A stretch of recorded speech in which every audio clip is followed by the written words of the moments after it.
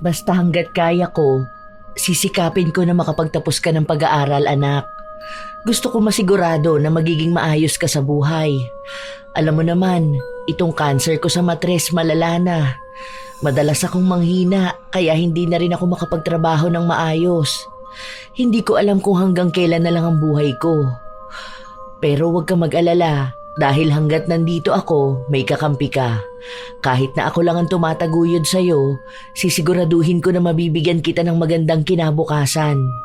Promise ko rin po sa inyo, ma, na pagbubutihin ko ang pag-aaral ko. Hindi ko po sasayangin kung anong sinasakripisyo nyo para sa akin. Iisa lang naman ang hiling ng bawat ina.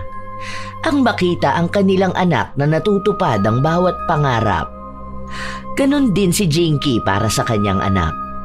Ngunit paano rin kung ang sisira ng pangarap na yon ay ang isang guro na dapat ay siyang gumagabay at nagtataas ng kumpiyansa ng bata?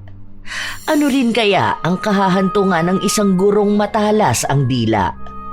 May kakayahan pa ba siyang makabawi kung itim na kapangyarihan na ang maniningil o pagbabayaran na lang ang pagkakamali habang buhay? Ano bang sinabi ko nung nakaraan? Hindi mo ba maintindihan, ha? Tagalog na yan ang bobo mo pa. Paano kanya naaasenso sa buhay? Sige, mukha naman ding wala kang mataas na pangarap eh. Yan, class, ang nagagawa ng walang kalinga at gabay ng tatay. Mukha ring hindi natuturuan ng nanay niya sa bahay nila. Palibasa kapag mahirap, walang mataas na pangarap. Sana hindi ka na lang nag-aral kung wala ka naman palang natututunan sa paaralan. Grade 9 ka na niyan? Seryoso ba nakaabot ka ng grade 9? Hindi ko po talaga alam kung anong ibig sabihin ng magsanggabal. Anong pinagsasasabi mong magsanggabal? Ang sabi ko, magsanggalab. Naturingang Pilipino ka, ang bobo mo sa sariling wika. Alamin mo kung ano ang magsanggalab dahil bibigyan kita ng mababang grades kung di mo yan masasabi sa akin bago matapos ang time ko. Tumayo ka dyan hanggat hindi mo alam kung anong ibig sabihin yan. Magsindi po ng apoy? Magsindi ng apoy? Saang lupalop mo yan natutunan, ha?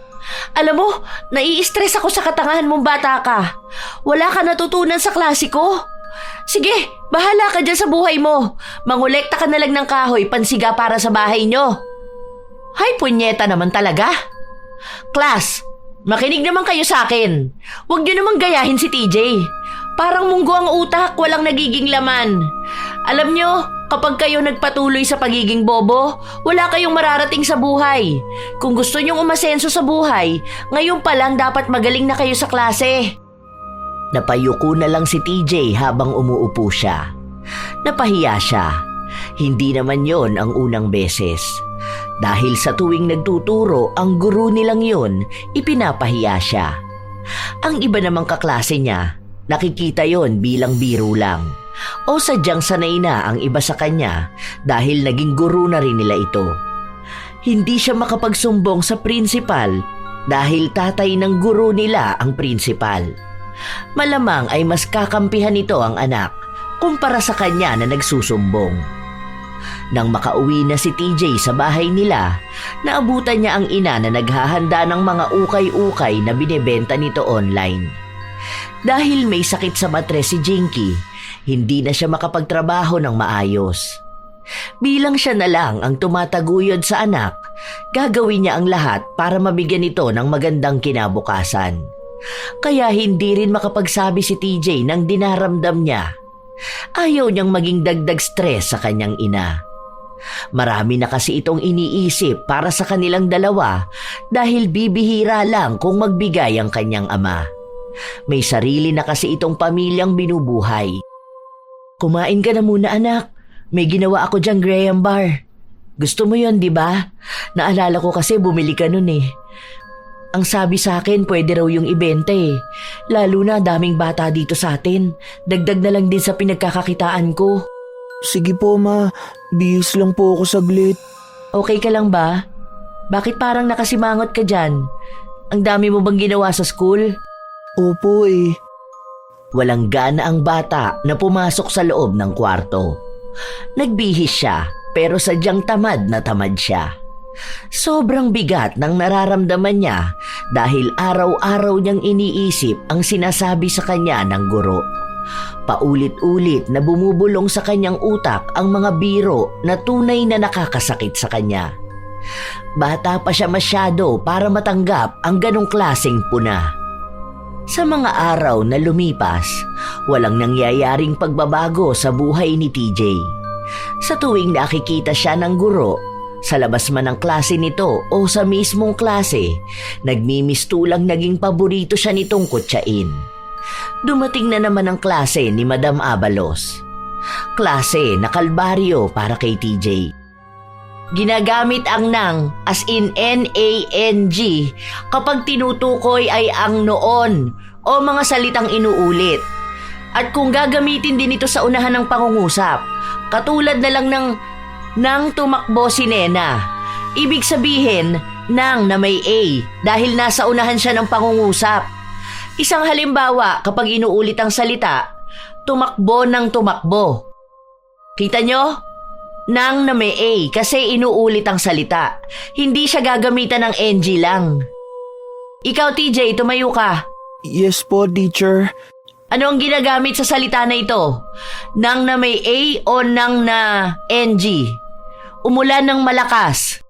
NG po, teacher. Sigurado ka ba dyan sa sagot mo? Opo. Yun! Ang galing! Ang talino mo sana kung hindi ka bobo. Umupo ka na dyan. Hindi mo iniintindi ang sinasabi sa'yo. Nang na may A dahil nga nagsasabi ito ng paraan at sumasagot sa paano. Paano umulan? Malakas, di ba? Umulan ng malakas. Nang na may A. Sige, isa pang sample. Magbigay ka, TJ. Teacher, ako po ulit? Ano bang sabi ko? Tinawag kita, di ba? Bingi ka rin pala? May depekto na tenga mo?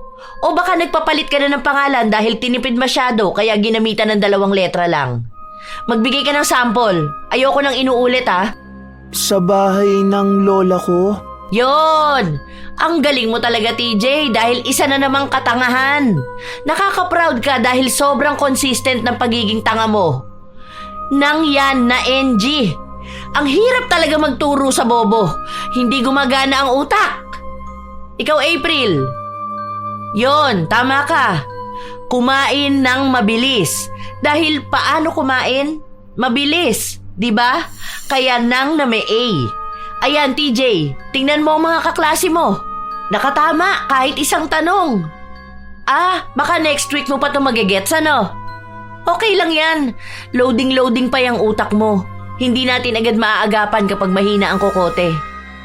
Napahiya na naman sa klase si TJ. Pinipilit naman niya ang sarili na maging matalino o makasabay man lang sa mga kaklase niya. Kung tutuusin, hindi naman mahina ang utak ni TJ. Nakakasagot naman siya sa iba nilang klase. Mataas din ang nakukuha niya. Sadyang nawawala siya sa ulirat kapag si Miss Abalos na ang kanyang kausap. Dahil hindi pa siya nagsasalita, nalait na siya. Dahil din doon, nawalan siya ng kumpiyansa sa kanyang sarili. Isang araw, nasa loob ng silid-aralan ang ilan sa mga kaklase ni TJ.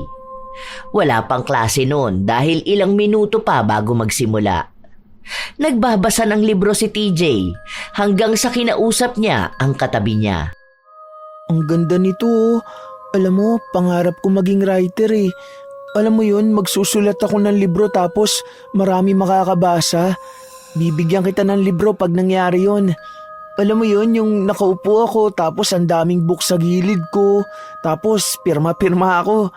Tapos may mga magpapapicture sa akin, ganun. O kaya magsusulat ako ng tungkol sa mga balita. Hindi nila napansin na nakatayo sa tapat ng pinto si Miss Abalos. Nalaman lang nila noong natawa ito. Anong pangarap mo maging writer? Talaga ba? Paano ka magiging writer kung bobo ka? Kung hindi mo nga magets yung tinuturo ko. Huwag mong taasan yung pangarap mo, ha? Hanggang pagiging kargador ka lang o kaya maging mangingisda. Natatawa naman ako dyan sa pangarap mo. Napili mo pa talaga yung hindi pwede sa bobo na gaya mo. Kung ako sa'yo, para hindi ka ma-disappoint sa sarili mo, babaan mo yung expectations mo, bata. Hindi ka magiging katulad ng iniisip mo dahil ngayon pa lang wala ka ng kakayahan. Ibig sabihin, kung mahina ka sa pag-aaral, mahina ka ring umabot ng pangarap. Huwag mo nang lukuhin ang sarili mo.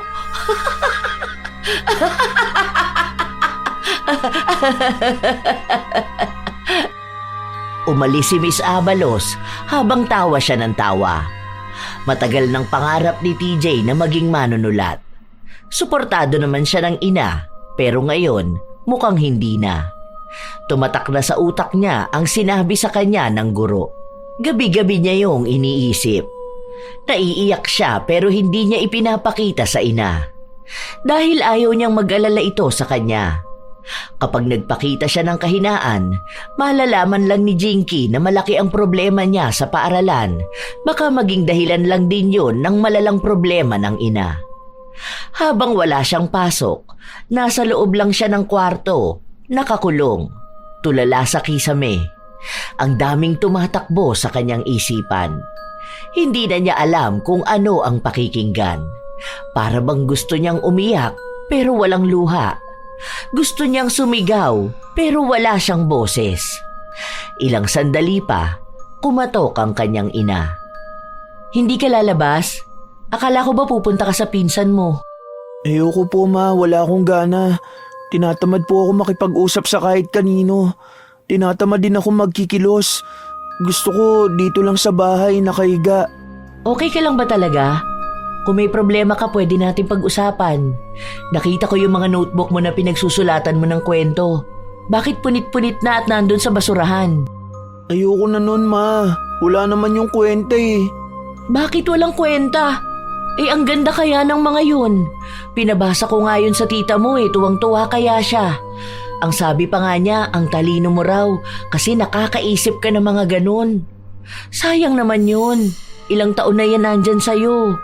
Yaan nyo na po yun ma, inaantok na po ako. Iidlip lang muna ako. Hindi na, huwag ka nang umidlip dyan.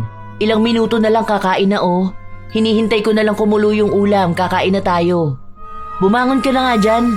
Tingnan mo, hindi ka pa naliligo. Hindi mo binuksan tong bintana mo, ang dilim ng kwarto mo. Kahit na walang gana si TJ, sinunod niya pa rin ang sinabi ng kanyang ina. Ayaw niya ng liwanag. Ang gusto niya lang, nakakulong sa loob ng kwarto habang ang buong paligid niya ay madilim.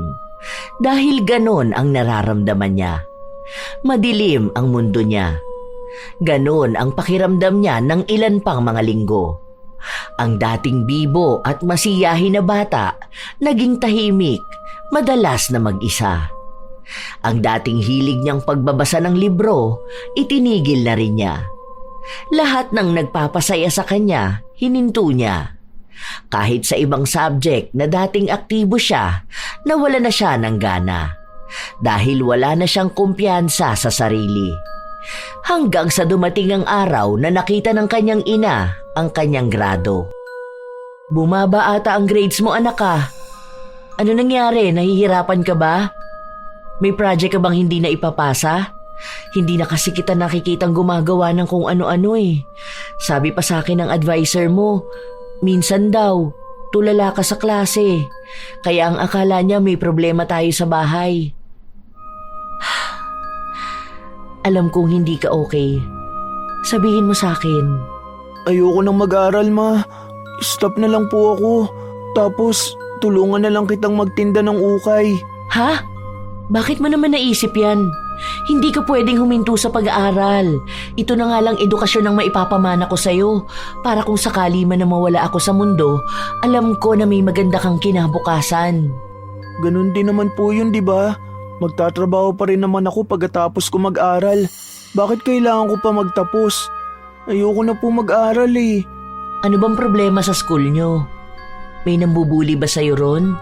Gusto na lang po kitang tulungan, ma. Para hindi ka na mahirapang buhayin ako. Sige na, ma. Maglalako na lang po ako ng paninda. Hindi pwede. Ayoko na ganito lang ang trabaho mo. Mahirap ang buhay. Hindi ako mapapanatag kapag alam kong mas lalo kang maghihirap. Kung may problema ka sa school, Sabihan mo ko. Ako kakausap doon. Pero huwag kang titigil sa pag-aaral, ha? Di ba may usapan na tayong dalawa na gusto kong umakyat ng stage? Tapos promise mo pa sa akin, gagawin mo yon. Ngayon ba sinasabi mo na hindi ka natutupad ng promise mo para maging masaya ako? Para makapagsuot ako ng magandang dress sa stage? Pigil ang emosyon ni TJ. Gusto niyang sabihin sa ina ang nangyayari pero pinipigilan siya ng takot. Mahirap lang sila kaya baka ipahiya lang ang kanyang ina. Baka mas lalo itong mag-isip ng kung ano-ano, maging dahilan pa para lalong lumala ang sakit niya. Baka mapaaga pa ang pagkawala nito. Dahil gusto ng ina na magpatuloy siya ng pag-aaral, pumasok pa rin sa paaralan si TJ. Kahit halos wala na siyang gana sa buhay. Ang pakiramdam niya, para siyang nakalutang sa dagat at inaalon lang sa kung saan. Walang pangarap. Kung hindi lang dahil sa ina, hindi siya papasok. Nag-aalala na rin si Jinky, lalo pat naging malulungkutin ang anak.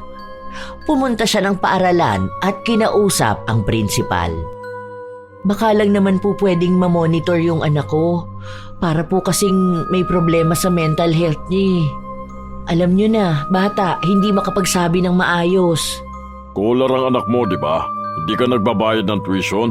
Bakit naman iniisip mong magiging espesyal ang tingin namin sa anak mo? Hindi ko naman po sinabi na maging special ang anak ko. Ang sinasabi ko lang, baka naman po pwedeng kahit paano mamonitor ang mga bata. Baka mamaya may pinagdaraanan sila. Bilang may mga guru dito, pangalawang magulang ng mga bata, baka lang po matulungan nila yung mga estudyante. Gaya po ng anak ko. Gaya po ng anak ko. Ang alam ko lang, maayos ang lahat ng guro dito. Kung may nakikita man silang kakaiba sa bata, sinasabi naman nila yon. Kapag nag-report sila sa amin, ibig sabihin nun, kailangan din namin kayo ipatawag. Pinatawag ka po ba? Hindi naman, di ba? Ibig sabihin, kung gagamitan ng common sense, kung meron ka man nun ha, walang nangyayaring masama sa anak mo. Sana yun din ang intindihin mo. Saka lahat kami rito busy. Baka naman gusto mong gawing kinder ang anak mo na kailangan mong bantayan kahit nagkaklase. Bakit hindi yung anak mo ang kausapin mo? Dahil baka kayo naman na may mali. Baka sa bahay nyo. Baka hindi nyo napalaki ng maayos ang bata. Tapos ngayon parang pinapalabas nyo, school ang may kasalanan. Madam, ang pagdidisiplina sa anak ginagawa sa bahay, ha? Disiplinado po ang anak ko. Iba naman po ang concern ko eh. Para naman pong hindi nyo pinakikinggan ko anong sinasabi ko. Hindi naman din mahirap intindihin yun. Madam, madaling intindihin ang sinabi ko. Use your common sense po. Hindi lahat ng bagay ipapaliwanag sa'yo para maintindihan mo, ha? Kung ayaw mo sa school namin, lumipat kayo ng ibang school. Ilipat mo ang anak mo. Basta kaya ng budget mo. Kahit na naiinis si Jinky, hindi niya maaway ang prinsipal. Umuwi na lang siya ng bahay nila. Wala pa rin siyang nakikitang palatandaan kung ano ba talagang nangyayari sa anak niya. Kahit naman anong kausap niya rito, hindi nagsasabi sa kanya. Ayaw niya ring pilitin ang bata. Naiintindihan niya rin na sa ganong edad, nahihirapan talaga ang mga kabataan na maglabas ng saloobin nila, kaya kinikimkim nila kung ano man ang pinagdaraanan nila. Kinabukasan, matapos ang pakikipag-usap ni Jinky sa prinsipal, nakarating din kay Miss Abalos ang nangyari. Kaya halata na naman kung sino ang pinag-iinitan. Ano to, TJ? Bakit ganito lang ang score mo sa exam? Nag-review ka ba? Ang dali-dali na nga lang nito, hindi mo pa talaga nasagot? Nag-review po ako. Hindi ko lang talaga maalala yung iba. Ang hina talaga ng memorya mo, ano? Halatang walang ambisyon sa buhay eh. Ikaw yung pinakamababa sa klase. Lagi ka na lang nahuhuli. Tapos yung nanay mo kumakademand sa amin, daig pa yung top student ka? Ano pong ginawa ni Mama? Hindi ko po alam na nagpunta siya. Nagpunta rito sa school. Nagrereklamo sa principal na bakit parang hindi ka natututukan. Ikaw na nga ang lagi kong tinatawag sa klase. Wala ka lang talagang alam. Akala ata ng mama mo baby ka eh. Uy, ang baby ng mama niya. Nagtawanan ang buong klase dahil akala nila biro lang yon. Pero ang simpleng biro na yon ang dahilan kung bakit nawawala ng gana si TJ mag-aral. Iniisip niya lang ang kanyang ina. Ang iba kasing mga kaklase ni TJ, sumasabay sa pagbibiro ng kanilang guro. Kapag may sinasabi ito, kahit na masakit, hihiritan nila ng biro. Tanging si TJ lang talaga ang hindi natutuwa sa mga ganoong klase ng biro. Isa rin sa iniisip niyang dahilan kaya ilag ang iba sa kanya o ayaw sa kanya ni Miss Abalos ay dahil hindi sila mayaman. Ang iba kasing nanay ng mga kaklase niya nagbibigay rito ng regalo. Katulad nung isang araw, may nagbigay ng gintong hikaw sa guro nila kaya tuwang-tuwa si Miss Abalos. Tanging ina lang ni TJ ang walang inilalabas na kahit na magkano para gumastos ng ibibigay sa guro.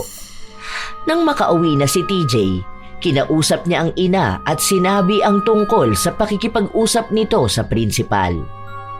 Bakit sinabi pa sa'yo ng prinsipal? Akala ko ba hindi ipapaalam sa bata? Diyan pa lang ramdam ko nang may nangyayaring kakaiba sa school mo. Kung hindi lang maganda dyan at libre dahil sa scholarship mo, inilipat na kita. Ang layo naman kasi ng public school dito sa atin. Ayoko naman magbiyahe ka ng malayo. Mas lalo akong hindi mapapakali nun. Basta ma, huwag ka na lang makipag-usap dun sa kanila ha. Hayaan mo na lang po ako. Na-stress kasi ako. Iba yung inaasta mo nito mga nakaraang araw. Parang ang dami mong iniisip na problema. Nag-aalala ako, lalo na ang sabi mo pa sa akin, ayaw mo na mag-aral. Kung may problema sa school mo, dapat maayos na yun kaagad.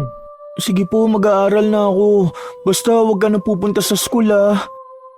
Mas lalong nagkaroon ng pagdududa si Jinky. Kung walang problema ang anak sa paaralan nila, hindi ito magiging ganon.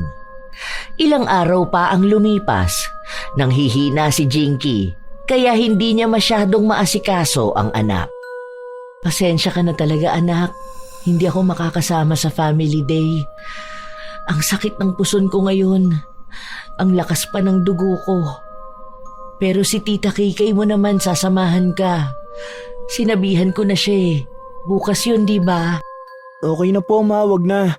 Kasi hindi naman po tuloy yung event eh. Hindi ko po alam kung kailan ulit yun. Magpagaling ka na lang po muna. Hindi na tuloy? Sure ka ba? Kasi kung tuloy naman yan, pwede naman ang tita mo. Basta raw, sabihan ko lang siya.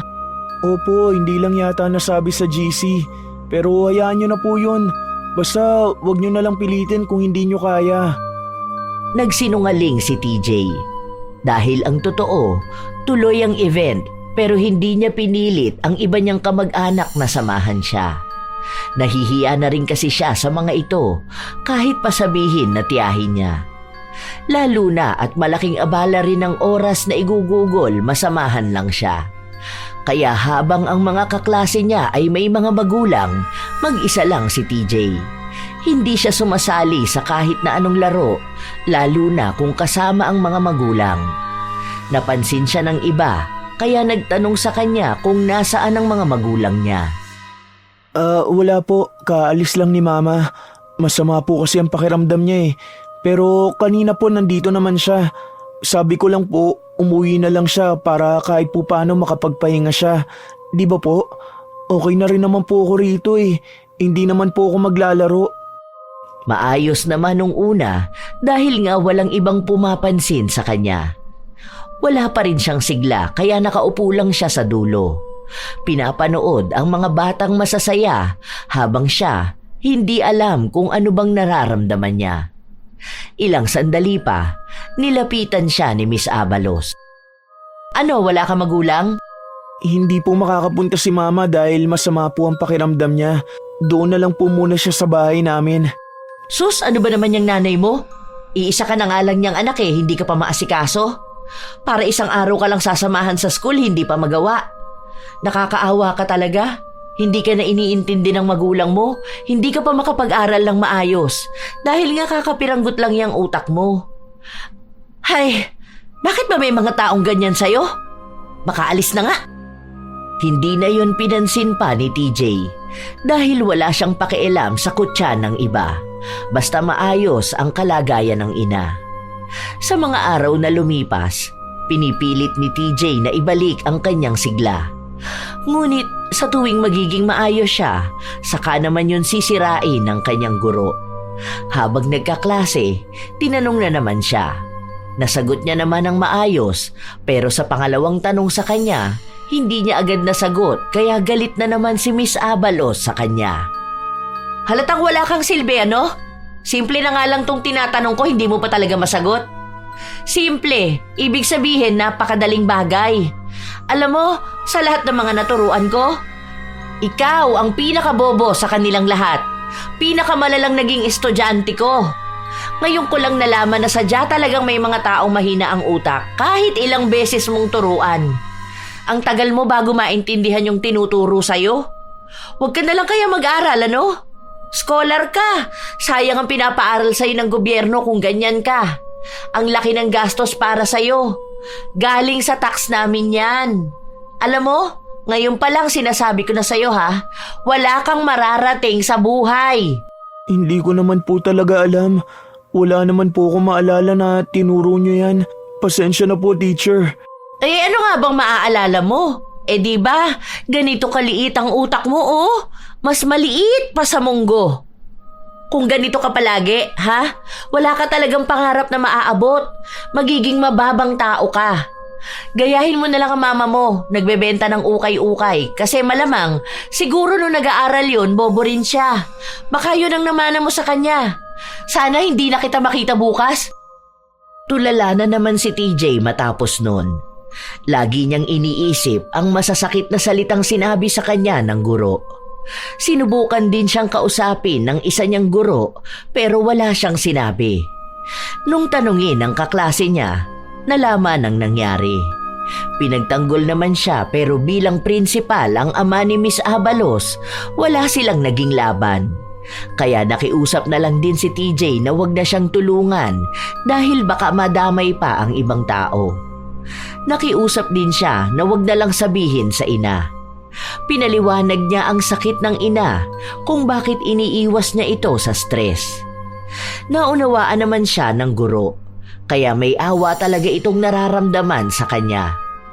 Nang pumasok sa paaralan si TJ, pilit na lang niyang iginagalaw ang katawan dahil nga sa wala na siyang gana sa lahat. Kahit yata mabuhay ay wala na siyang gana.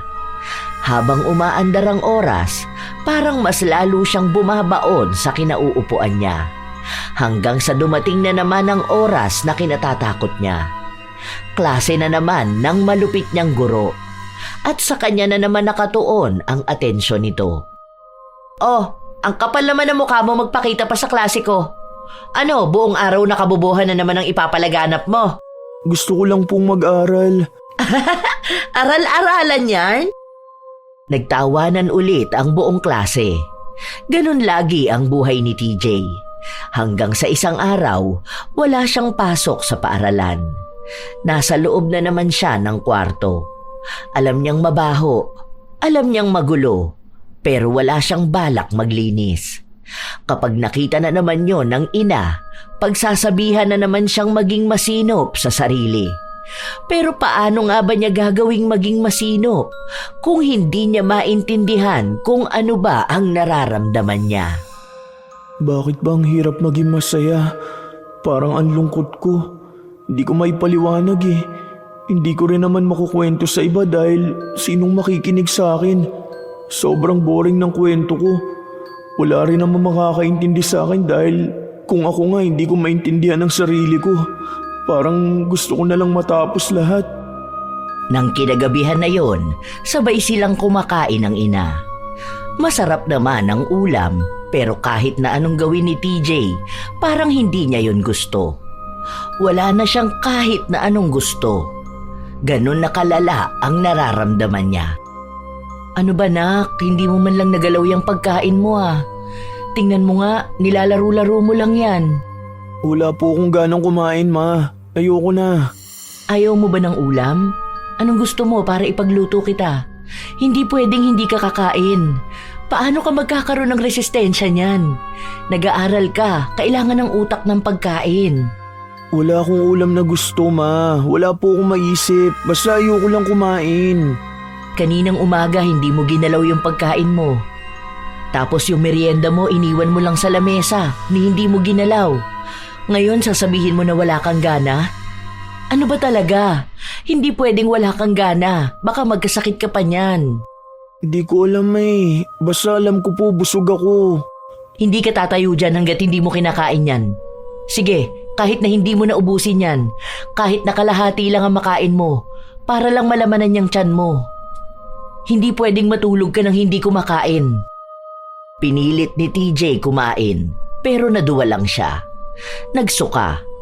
Parang hindi tinatanggap ng tiyan niya ang sapilitang pagkain dahil wala talaga siyang gana. Naging problemado ang ina dahil hindi nga siya kumakain. Ang lamlam pa madalas ng mga mata. Hindi nag-aayos ng sarili. Walang pakialam sa buhay. Isang araw, habang wala si TJ at nasa paaralan, pumasok sa loob ng kwarto ang kanyang ina. Hay, ang batang yun talaga. Napakakalat ng kwarto. Oh, may bulok na prutas pa rito. Ito yung merienda na bigay ko sa kanya nung nakaraan. Nabulok na lang dito, hindi man lang kinain. Gulo-gulo pa ang mga damit, ang dami pang buhangin ng higaan. Kaya pala ayaw akong papasukin sa kwarto niya. Ganito pala kagulo, karumi at kakalat. Pagsasabihan ko nga yan mamaya. Alam niya naman na ayokong pinababayaan niya ang kwarto niya. Pero kung magulo ang kwarto niya, ibig sabihin daw nun magulo ang utak. May nabasa ko na baka anxiety o depression. Ay naku naman, huwag naman sanang makaranas ng ganun ang anak ko. Nakakatakot na kondisyon pa naman yun. Nilinisan na lang ni Jinky ang kwarto ng anak. Habang nagliligpit siya, may nalaglag na papel mula sa gabundok na mga damit ng anak. Nang pulutin niya ito, tila ba isang liham na nakakabahala ang laman. Napapagod na ako. Hindi ko na alam kung hanggang kailan tong gulo sa utak ko. Ayoko nang pumasok sa school dahil lagi na lang akong pinapahiya ni Sir Teresa Abalos. Lagi niyang sinasabi sa akin na isa lang din akong dagdag na salot sa mundo. Wala akong maitutulong kapag tumanda ako dahil pabigat ako. Hindi ako matalino, hindi rin ako magaling sa kahit na anong bagay. Dapat wala na akong pangarap kahit halata naman na hindi ko matutupad yun. Hindi ko na alam. Ang daming bumubulong sa utak ko. Kahit gabi hindi ako makatulog. Parang sinasabi sa akin na tapusin ko na lang tong buhay ko. Na baka nga wala akong kwenta. At kung wala akong kwenta, bakit kailangan ko pa magpatuloy sa buhay? Konti na lang. Baka nga tama na. Gusto ko na sumuko. Hindi mapakali si Jinky matapos niyang basahin ang isinulat ng anak. Para ba itong pamamaalam sa masama niyang balak? Mabuti na lang umuwi na rin nun si TJ. Hindi na nakapagsalita pa si Jinky. Mahigpit na lang niyang niyakap ang anak. Umiyak siya. Hindi niya pa alam kung paano siya magsasalita. Wala namang ina ang magnanais na malamang may dinaramdam ang anak na hindi kayang sabihin. Naging mas kalmado na siya. Sa kanya kinausap si TJ. Ipinakita niya ang sulat na nabasa niya. Anak ko, huwag mo namang gawin to. Diba? Ang sabi ko sa'yo, kapag may problema ka, sabihin mo sa akin. Kapag kailangan mo ng kakampi, andito lang ako. Naiintindihan ko na nalilito ka. Naiintindihan kita, anak. Pero please, huwag mong gagawin kung anumang naiisip mo, ha? Hindi totoo na wala kang kwenta. Dahil para sa akin, ikaw ang dahilan kung bakit ako nabubuhay. Ikaw ang dahilan kung bakit nandito ako sa mundo at lumalaban. Marami kang pangarap. Marami kang talento. Alam mo, ang buhay hindi natatapos sa paaralan lang. Kahit na kailan, hindi sukatan ng taas ng grado. Dahil ang buhay, maraming ibig sabihin. Malawak ang mundo. Ang paaralan, ang grado, parte lang yan ang buhay mo. Pero hindi yan ang pagkatao mo. Mas makabuluhan ka kaysa sa grado mo. Kaya huwag mong iisipin na dyan lang iikot ang buhay mo. Kaya huwag mong wawakasan ang buhay mo dahil lang sa sinasabi sa'yo. Sorry ma, hindi ko masabi dahil ayoko maging problema pa ako. May sakit ka na, lagi ka nanghihina, madalas na nasasaktan ka. Kapag nakikita kita, umaatras ako. Kasi paano kung makadagdag pa ako sa iisipin mo? Ayoko nun. Hindi ka problema. Kahit na anong mangyari, hindi ka magiging problema sa akin. Kung pinagagalitan kita minsan o pinagsasabihan, hindi ibig sabihin nun na problema ka. Kaya sabihin mo sa akin lahat, ha? Paano po ma? Feeling ko wala na akong halaga eh. Lagi kong nararamdaman na ang dilim ng mundo. Parang wala akong makitang pangarap. Kapag nagiging maayos na ako, lagi sinasabi sa akin ni Teacher Abalos na wala akong kwentang tao. Hindi yan totoo. Kaya huwag mong pakikinggan. Kahit yung mga bulong sa utak mo, hindi yan totoo. Ang totoo, itong pagmamahal ko sa'yo. Ang suporta ko sa'yo. Ipaglalaban kita. Hindi ako papayag na ganito lang ang mangyayari sa'yo. Ma, baka naman ikaw pa ang mapahamak. Alam mo naman po na hindi mo sila matatalo eh. Mayaman sila. Wala akong pakialam sa yaman nila. Ilalaban ko to. Hindi pwedeng sa'yo o sa ibang bata to mangyari. Ang guro, trabaho niyang magturo at magdala sa mga bata patungo sa pangarap nila. Hindi ang sumira ng paniniwala at determinasyon.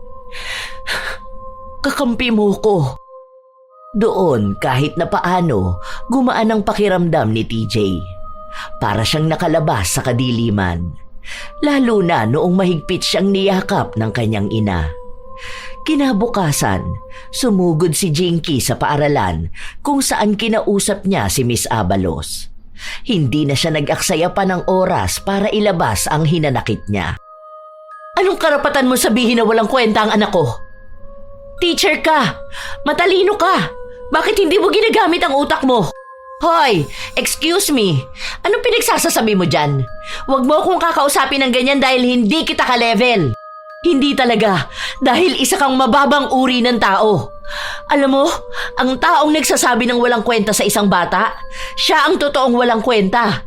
Dapat alam mo kung anong epekto ng mga salita mo sa bata. Nag-aral ka, di ba? Hindi mo yun alam?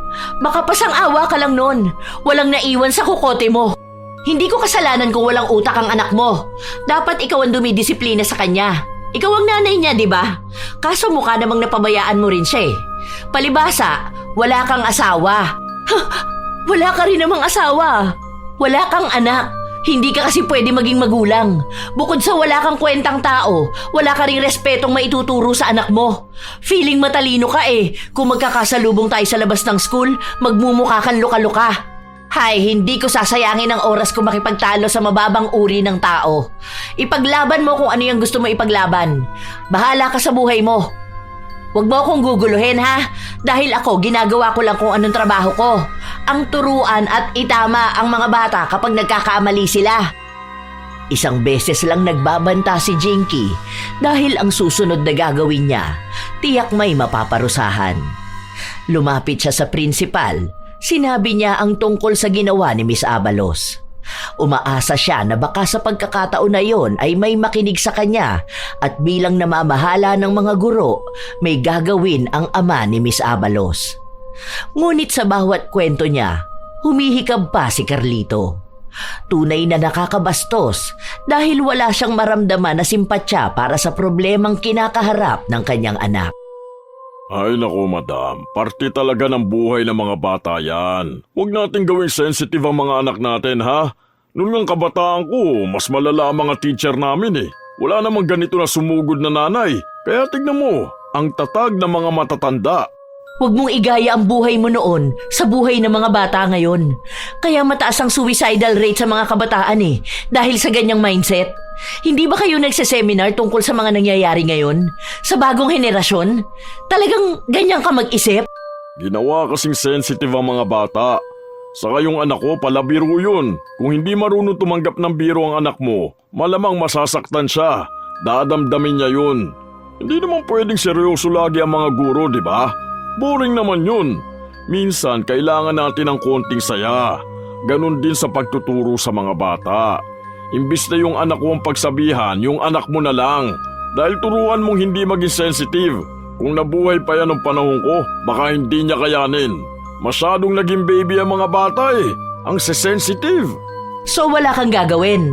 Yan lang ang sasabihin mo sa akin matapos ko magreklamo. Bilang prinsipal, ganyan lang talaga. Ano gusto mong gawin ko? Alam nga naman tanggalan ko ng trabaho ang anak ko. Parte naman ng pagtuturo niya yung ginagawa niya. Ikaw rin kasi, para naman tumalino ang anak mo, turuan mo rin. Ah, okay. Alam ko na ngayon kung saan nagmana ang anak mo. Tama nga sila. Kapag walang kwenta ang magulang, malaki ang chance na walang kwenta ang anak. Sayang ang pinag-aralan nyo, hindi pala apply sa ugali. Opo, squammy attitude ako kasi ako walang pinag-aralan.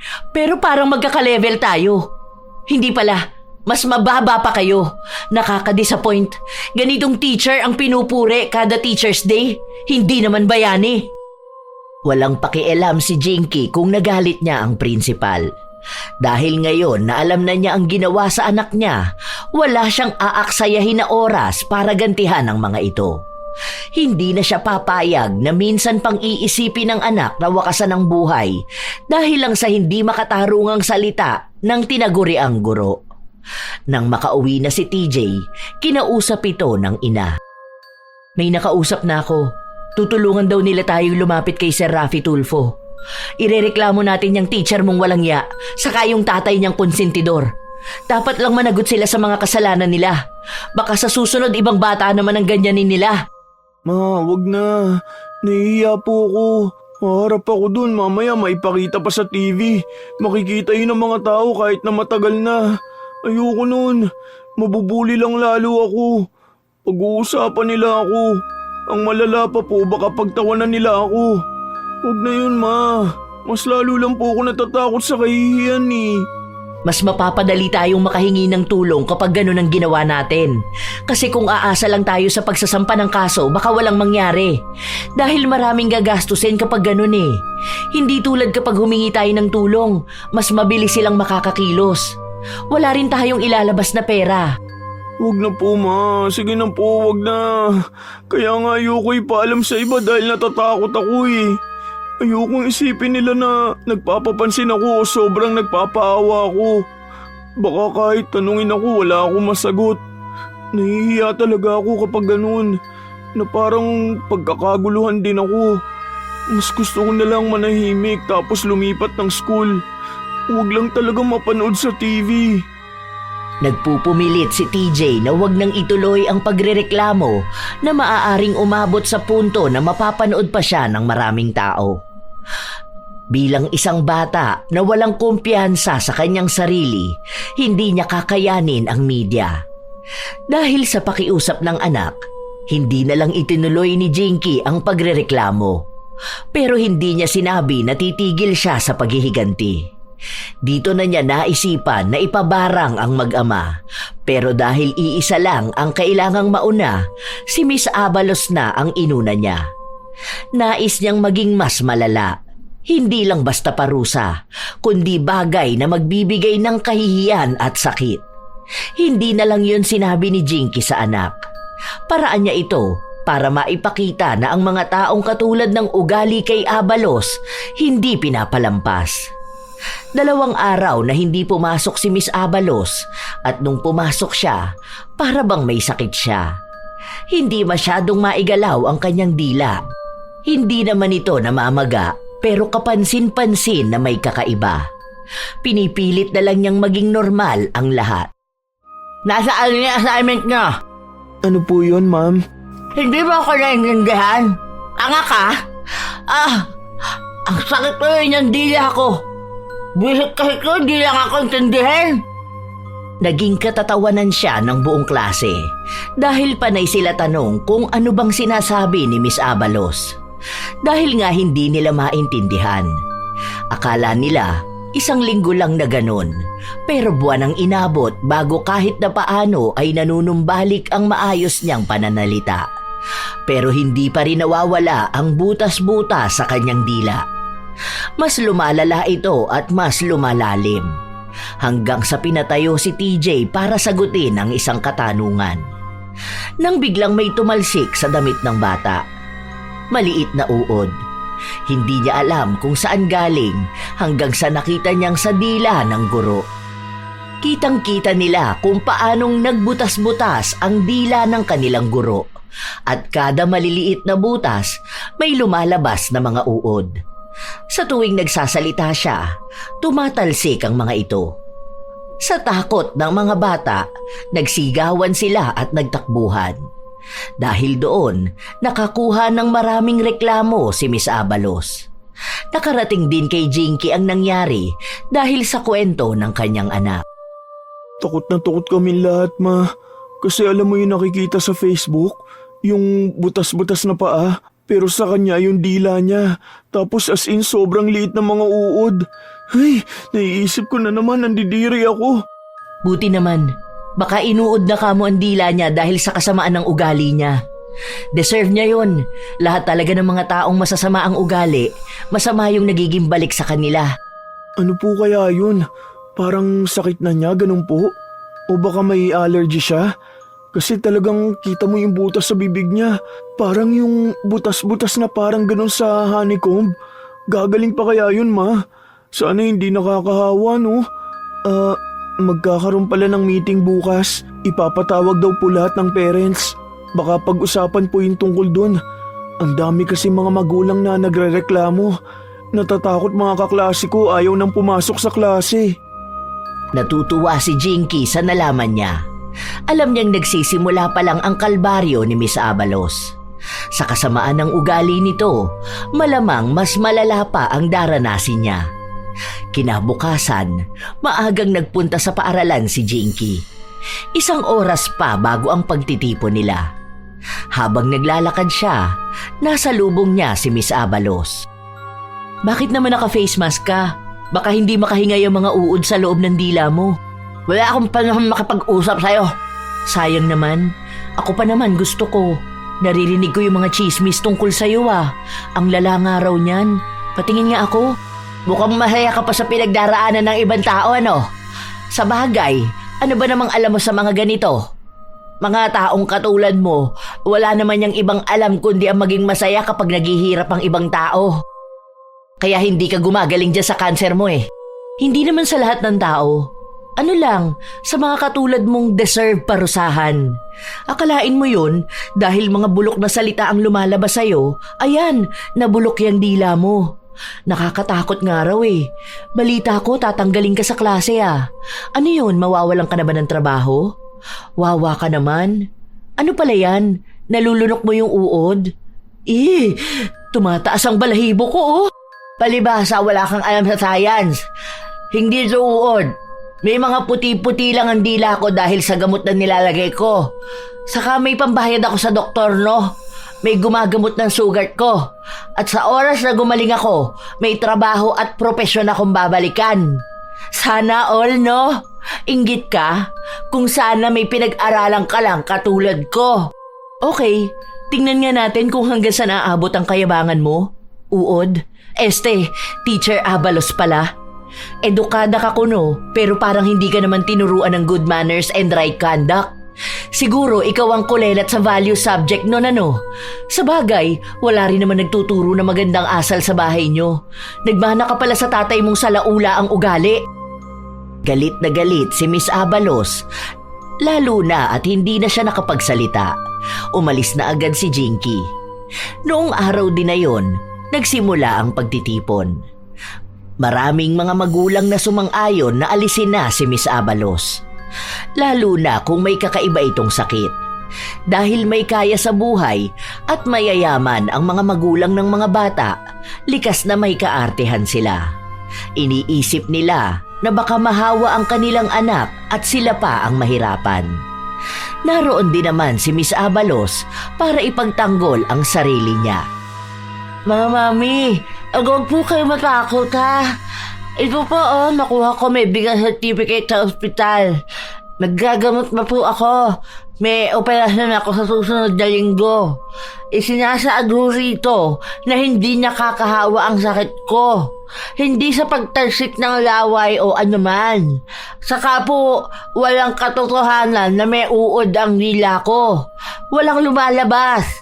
May isang bata lang talaga ditong sinungaling at gawa-gawa ang kwento. Kung totoo ang sinasabi mo, bakit hindi mo pa ipakita ang dila mo? Kayo ba, papayag kayo na hindi paniwalaan ng mga anak nyo? Siguro naman lahat ng mga bata na yan nakita mismo ng mga mata nila na nakakadiri ang dila ng teacher nila, di ba? Sige, kung totoo man na walang uod na lumalabas sa butas-butas na dila mo, bakit hindi mo tanggalin ang face mask mo? Pakita mo sa amin ngayon, oh! Wala kang malaking ambag sa school, kaya hindi mo ako pwedeng utusan. Wala naman mangyayari kung ipapakita ko, di ba? Baka kapag nakita mo, mapahiya ka lang din. Okay lang mapahiya ako. Basta masigurado kong nakita talaga naming lahat na totoong maayos yung dila mo.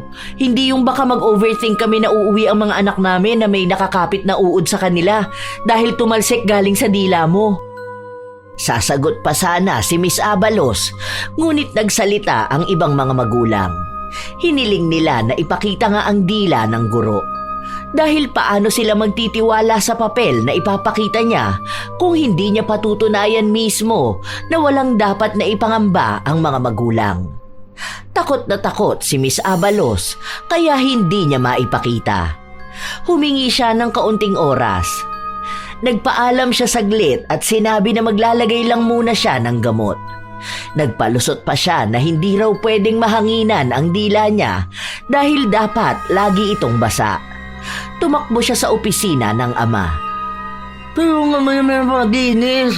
Ayun mo lang yung maliliit na uod. Para kapag pinakita ko sa kanila, malalaman nila na wala talaga lalabas. Buisit kasi yung nanay yung bobong bata na estudyante ko.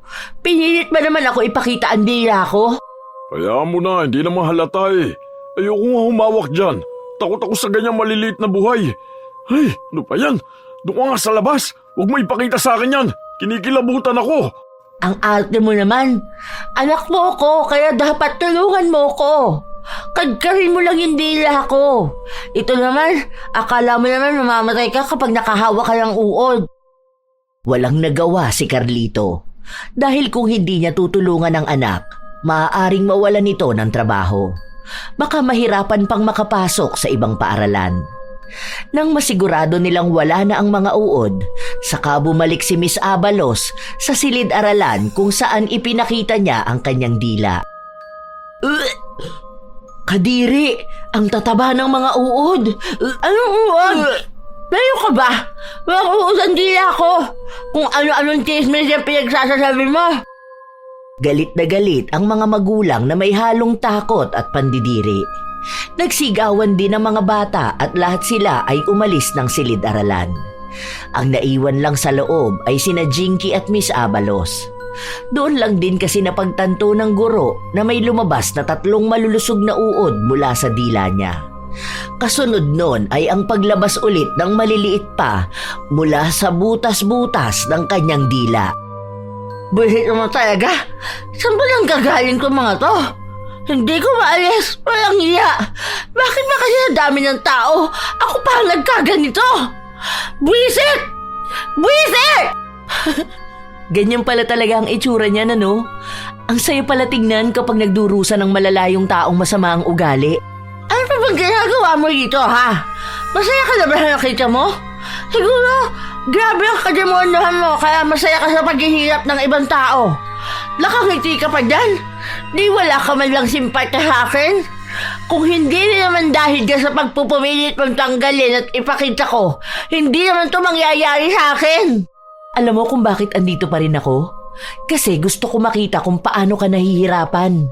Gusto ng mga mata kong makita mismo kung paano ka nagdurusa. Kasi yan mismo ang gusto kong mangyari sa'yo. Hindi mo na ako kailangan tanungin dahil tuwang-tuwa ako. Nagsisimula na yung parusa mo. Hindi na naghintay pa si Miss Abalos dahil umalis na rin siya sa harapan ni Jinky. Sa paglipas ng mga araw, nawala na nga ng trabaho si Miss Abalos. Ang balita na lang na nakuha nila, kusa na raw itong umalis dahil maraming estudyante ang lumipat ng paaralan. Sa takot ng nakakataas na maubusan sila ng estudyante at malugi ang paaralan, pinaalis nila si Miss Abalos. Nagpatuloy ang buhay at naging mabait ang sumunod na guro. Doon, naging masigla na ulit si TJ. Nakikita na ang pagiging aktibo niya sa pag-aaral. Hindi na siya katulad noon na takot magkamali. Dahil kahit na magkamali siya, maayos siyang tinuturuan ng kanilang guro. Hindi ipinapahiya, hindi ginagawang katatawanan. Isang araw, walang pasok sa paaralan si TJ. Lumabas silang mag-ina kung saan nakita nila sa labas si Miss Abalos. Nakakaawa siya, no, ma? Kaso ang narinig ko, kasi yung mama ng kaklase ko nakikipag-usap dun sa isa pang babae. Ang pinag-uusapan nila na si Teacher Abalos daw po, siya, parang nagtuturo sa online. Kaso lang, tinatanggal din yata siya kasi yung tinuturuan niya ayaw na mag-aral. Kaya yun, wala na rin yatang gustong kumuha sa kanya kahit tutor lang. Yan din yung nabalitaan ko. Hayaan mo siya. Kasalanan din naman niya kung bakit siya nagkakaganyan. Kung ano yung masama niyang ginawa sa iba, yun din ang babalik sa kanya. Tapos mukha namang mapagmataas pa rin siyang tao. Hindi siya humihingi ng tawad sa iba. Tingnan mo na nga lang yan, nangaaway pa siya ng waiter. Kaya nabubulok ang dila niya dahil yung dila niya mismo ang nagiging dahilan para makasakit siya ng kapwa. Hindi niya alam kung anong pinagsasasabi niyang masasakit sa ibang tao. Paano na lang kung yung waiter may problema pala? Paano kung iniisip niya na parang lahat na lang nang nangyayari sa kanya, puro na lang mali? Tapos dadagdagan pa ng problema ni Miss Abalos. Hindi nga siya pumapatay ng tao, pero yung mga salita niya naman pumapatay ng pag-asa. Wala namang bayad maging mabuting tao, hindi niya pa magawa. Habang nag-uusap ang mag-ina, napukaw nila ang atensyon ni Miss Abalos kung saan nilapitan sila nito. Ayaw na sana nilang pansinin, ngunit mukhang kaya ito lalapit sa kanila ay para kutsain lang sila o magsabi na naman ng kung ano-anong bagay. Sinusundan niyo ba ako? Para ano? Para makibay ka sa buhay ko? Sana ikaw na lang ang magkaganito Dalawa kayo ng anak mo. Ano? Siguro kahit sa bagong teacher nila, puro kamubuhan pa rin ang pinapailan ng anak ko. Bakit ka naman namin susundan? Sino ka ba? Isa pa, masaya na ang anak ko sa bago nilang teacher. Ang bait nga Ang ganda na ng muka, ang ganda pa ng ugali. Tapos yung dila niya, walang uod. Oh, huwag mong tatanggalin yung face mask mo, baka mahulog yung mga uod na nasa dila mo. Ka-order lang namin ng pagkain. Ang dami rin tao rito Pag may nakapag-video sa'yo, panigurado ko niyan viral ka. Alam mo, hirap na hirap ka na nga, hindi ka pa rin nagbabago. Ano ba naman yan? Bulok pa rin ang ugali mo kaya yung uod andyan sa dila mo namumuhay. Para sabihin ko sa'yo, malapit na akong gumaling. Kaunti na lang. At kapag ako gumaling, talagang makikita mo. Babalik ako sa dati. Kasi ako, matalino ako. Ibig sabihin, pwede ka maging teacher ulit. Sige, sabi mo yan Basta ang alam ko, walang kwenta ang talino ng isang tao kung palpak naman ang ugali niya. Pero buhay mo naman yan sa kapagdurusa mo naman yan. Labas na kami dyan. Kaya kung anumang mangyayari sa'yo ngayon o sa hinaharap, bunga yan ang mga ginawa mo sa nakaraan. Sabi nga nila, kung masama ang tinanim mo, huwag kang aasa na aani ka ng kabutihan. Ilang linggo pa ang nakalipas. Normal na buhay lang para sa mag-ina. Habang nagsusumikap sa buhay si Jinky, siya namang pagsisikap din ng anak sa pag-aaral. Nakikita naman ni Jinky na talagang masigla ang anak. Masiyahin na ulit ito, hindi katulad noon na parang pagod na pagod ito at hindi man lang ngumingiti. Bilang isang ina, masaya siyang nanunumbalik ang sigla ng anak.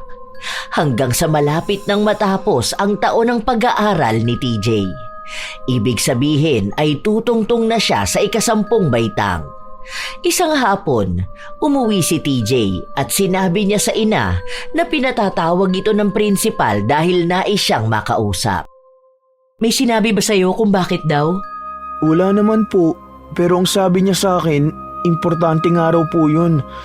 Gusto niya na nga ngayon pero sabi ko na hindi po pwede ngayong araw kasi ngayon po yung gamutan mo.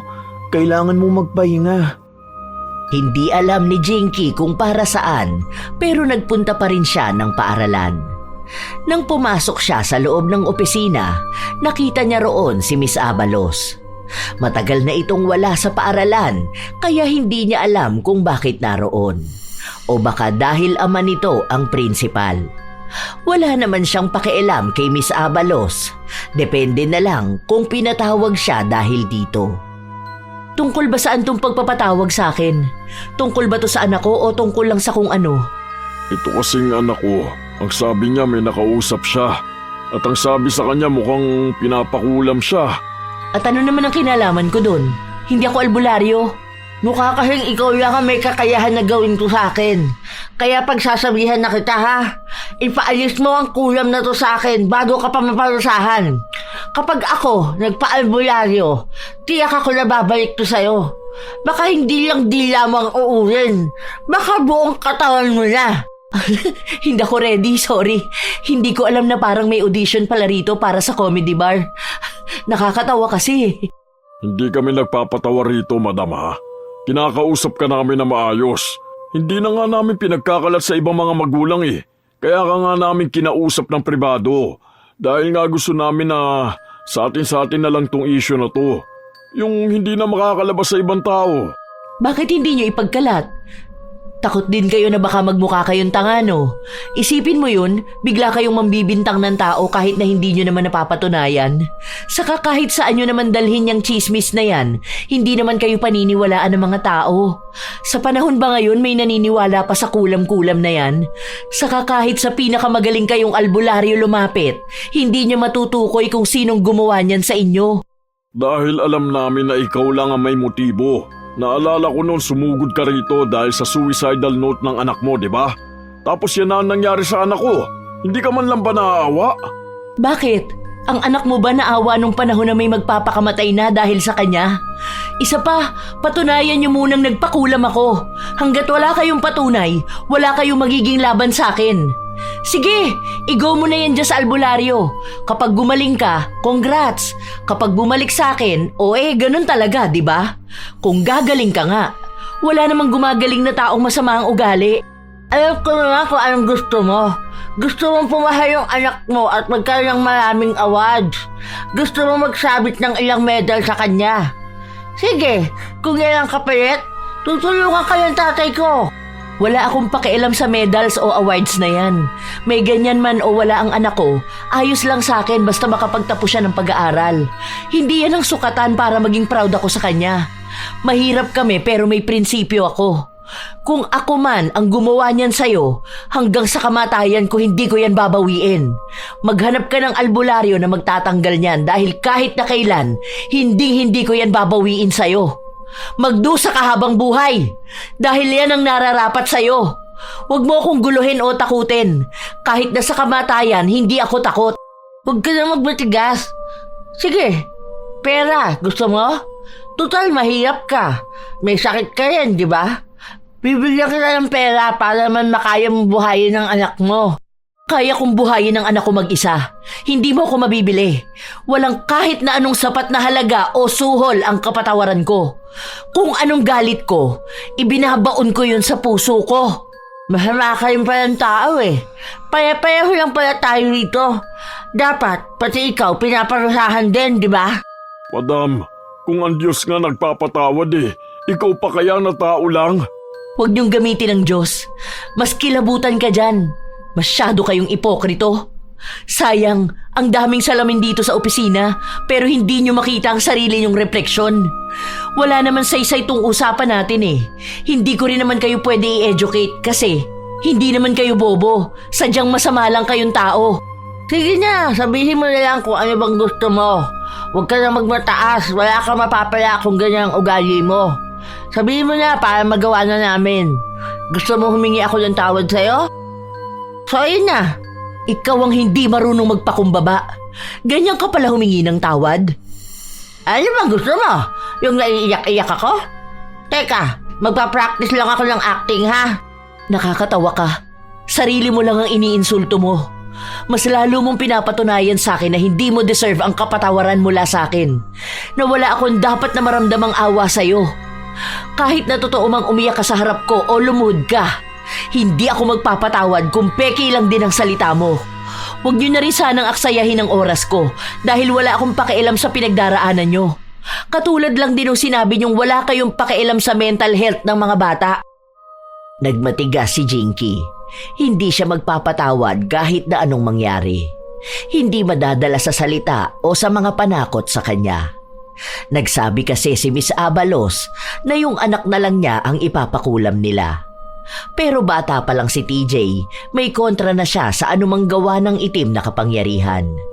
Kung anumang ipagagawa laban sa kanilang mag-ina, doble ang balik nito sa taong nagpakulam.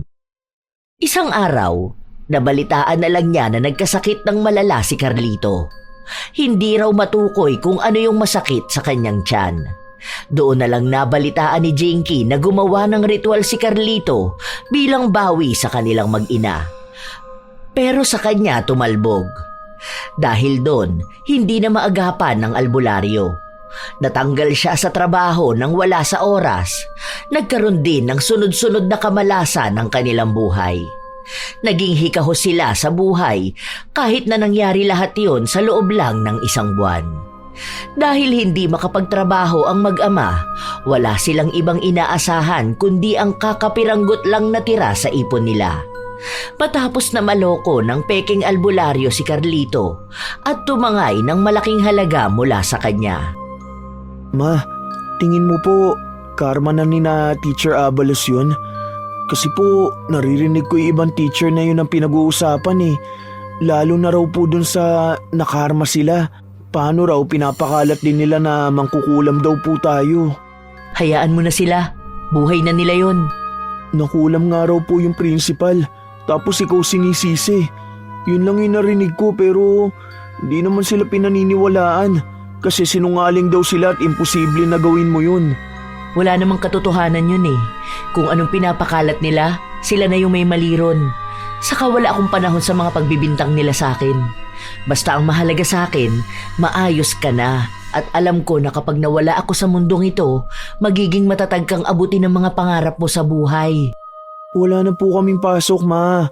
Ano na lang po, tulungan na lang kitang kumita ng pera, ha? Maglalako na lang ako ng Graham Bar. Sige, gagawa na lang pala ako ng marami. Dami ko pa namang kaibigan dito. Alam ko bibili yung mga yun. Sa pilitan talaga pagbibenta ko sa kanila.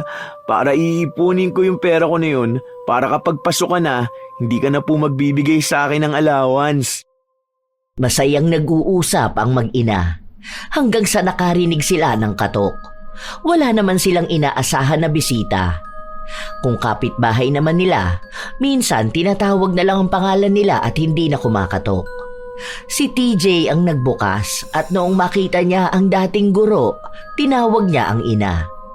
Pinapasok naman ito sa loob ni Jinky, kaya si TJ nagtungo sa kanyang kwarto dahil ayaw niya ring makialam sa usapan ng nakatatanda sa kanya. Anong kailangan mo sa akin na talagang sinadya mo pa ako sa bahay ko? Gusto kong humingi ng tawad sa'yo. Alam mo, sa dami nang nangyari sa buhay ko ngayon, masasabi ko talaga na marami akong natutunan. Ang dami kong taong nasaktan. Natama ka nga. Hindi ko ginagamit ang talino ko para makapagturo ng maayos o makatulong sa mga bata. Ako ang sumisira ng pangarap nila. Sana mapatawad mo ako. Patawarin mo rin ako, pero hindi ko kayang magpatawad. Hindi pa ngayon. Hindi ko alam kung kailan. At hindi ko rin alam kung mangyayari pa. Please, parang awa mo na. Patawarin mo na ako. Hindi ko na alam kung anong gagawin ko sa buhay ko. Kung alam mo lang kung ano nang nangyayari sa amin ngayon. Alam ko naman na nagkamali ako. Wala na ba akong karapatan na magkaroon ng bagong buhay? Paano ko maipapakita na nagbago na ako kung ayaw mo kong patawarin? Maawa ka naman sa akin. Yung tatay ko, hirap na sa buhay oh. Wala na akong ibang choice kundi lumuhod sa'yo. Hindi mo na kailangan lumuhod sa akin. Hindi na magbabago ang isip ko. Wala na akong magagawa sa sakit nyo ng tatay mo. Isa pa, kaya naman ganun na nangyari sa tatay mo dahil sinubukan niya kaming ipakulam, di ba? Yung anak ko, ilang taon lang ba yan? Ako, may cancer. Hindi pa ba sapat na nagdurusa na rin kami sa buhay? Gusto niyong gumawa ng masama sa kapwa niyo at nung kayo ang binalikan ng masama, bigla kayo magpapaawa? Magbabago na ako, pangako. Alam ko na ang gagawin ko ngayon. Hindi na ako babalik sa kung anong ugali ko noon. Pangako ko yan sa'yo. Please, maawa ka na sa akin. Hindi ako naniniwalang nagbabago ang taong masama. Walang sakit, walang pagdurusa ang magpapabago ng ugali mo. Kaya ka lang ganyan. Kaya ka lang mabait ngayon at nangangako na magbabago ka dahil yun lang ang naiisip mong paraan para maging maayos ka. Pero hindi yun ang totoong nararamdaman at gusto mo. Bakit? Di ba malaking kasalanan din tong ginawa mo sa akin? Oo, at hayaan mo akong pagbayaran ko kung ano man yung nagawa ko. Pero hindi ako magpapatawad. Hindi ko kaya. Kaya wala kang mapapala sa akin. Kahit na umiyak ka pa at ilang beses mong sabihin sa akin na magbabago ka na, hindi ko pa rin kaya. Para to sa anak ko at sa anak ng ibang tao na maaaring mabiktima mo. Para sa kinabukasan ng ibang mga bata. Para sa mga pangarap nilang nasira mo at masisira mo pa lang. Dahil alam ko at naniniwala ako na sa oras na maging maayos ka at alam mong walang ibang taong kakalaban sa'yo, babalik at babalik ka sa pagiging masama. Kaya hindi ako magpapatawad. O kung magpapatawad man ako, wala na para alisin ang parusa na yan sa'yo. Kaya huwag ka nang babalik sa bahay ko. Hindi mo ako madadala sa mga iyak mo, sa mga pangako mo, sa mga salita mo. Kung ano na tong nangyayari sa'yo, yan na mismo ang balik ng pagiging masama mong tao. Kung ano man din ang magiging kabayaran ko dahil matigas ang puso kong magpatawad, nasa akin na lang yun. Ako rin naman ang magbabayad nun. Basta ang alam ko lang, pinagbabayaran nyo ang sa inyo. Naging matigas ang puso ni Jinky. Hindi niya talaga pinatawad ang dating guro ng anak. Alam niya kung nagpapanggap lang ang isang tao kapag humihingi ito ng tawad. At iyon ang nararamdaman niya kay Miss Abalos. Ginagawa niya lang ang paghingi ng tawad dahil akala niya ay madadala niya si Jinky. Matapos ang naging huli nilang usapan, hindi na ulit sila nagkitang dalawa. Ang nabalitaan na lang niya noong namatay si Carlito at ibinenta ang kanilang bahay. Hindi na rin niya alam kung nasaan na nga ba ang dating guro na matalas ang dila. Ang guro na nang mamaliit ng estudyante at pumuputol ng kanilang mga pangarap. Marahil, naging pag-aalagala na lang ito, bitbit pa rin ang parusa sa kanya na hindi maalis-alis kahit na ano pa ang kanyang gawin. Sa paglipas ng panahon, nakapagtapos na ng pag-aaral si TJ. Naging mahina na rin lalo ang katawan ni Jinky dahil nga sa kanyang sakit. Hindi na rin siya umaasa na hahaba pa ang kanyang buhay o gagaling siya.